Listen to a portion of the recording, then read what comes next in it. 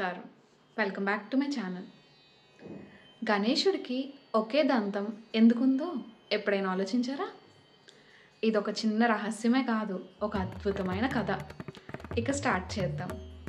ఒకసారి వ్యాస మహర్షి మహాభారతాన్ని రచించాలని అనుకున్నారు. కానీ ఇంత పెద్ద కథ రాసే శక్తి ఎవరికి ఉంది? ఆ శక్తి ఎవ్వరికీ లేదు. కానీ గణేశుడు ఆ కథ రాయడానికి ముందుకొచ్చారు. కాకపోతే ఆయన ఒక చిన్న షరతు పెట్టారు. వ్యాస మహర్షితో గణేశుడు ఇలా అన్నాడు, అయితే మహర్షి, ఈ కథ మీరు ఒక్క క్షణం కూడా ఆగకుండా చెప్పాలి. ఆగితే నేను కూడా రాయడం ఆపేస్తాను. ఆ షరతుకి వ్యాస మహర్షి అంగీకరించారు. ఇలా వ్యాస మహర్షి చెప్తే గణేశుడు మహాభారతం రచించారు. ఆ రచన ప్రారంభమైంది. కథ అద్భుతంగా సాగుతుంది. కానీ అకస్మాత్తుగా ఒక సమస్య, గణేశుడి కలం విరిగిపోయింది. ఇప్పుడు ఆయన రాయడం ఆపేస్తే మహాభారతం మధ్యలో ఆగిపోతుంది. ఒక్క క్షణం కూడా ఆగకూడదన్నమాట, గుర్తుంది కదా?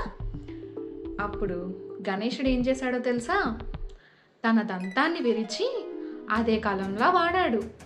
ఇంతటి త్యాగం చేసి ఆయన రచన కొనసాగించారు.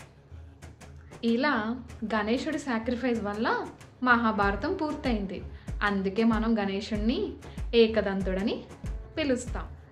ఇలా వినాయకుడు తన దంతాన్ని విరిచి మహాభారతం రాయడం వల్ల మనం తెలుసుకోవాల్సిన విషయం ఏంటంటే, దీనిలో త్యాగం, ఓర్పు, పట్టుదల.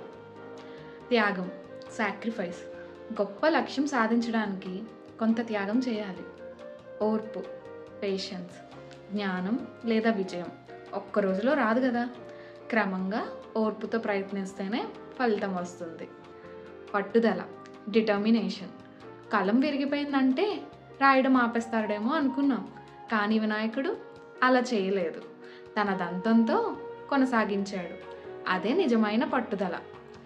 ఇలా గొప్ప లక్ష్యం కోసం కొన్నిసార్లు త్యాగం చేయాలి, ఓర్పుతో ఉండాలి, పట్టుదలతో ముందుకు సాగాలి. ఇప్పుడు మీకు ఒక ప్రశ్న, మీరు ఎప్పుడైనా మీ లక్ష్యం కోసం ఏదైనా సాక్రిఫైస్ చేశారా? కమెంట్స్లో చెప్పండి. ఇంకా ఇలాంటి కథలు తెలుసుకోవాలనుకుంటే సబ్స్క్రైబ్ చేసుకోవడం మర్చిపోవద్దు. Thanks for watching.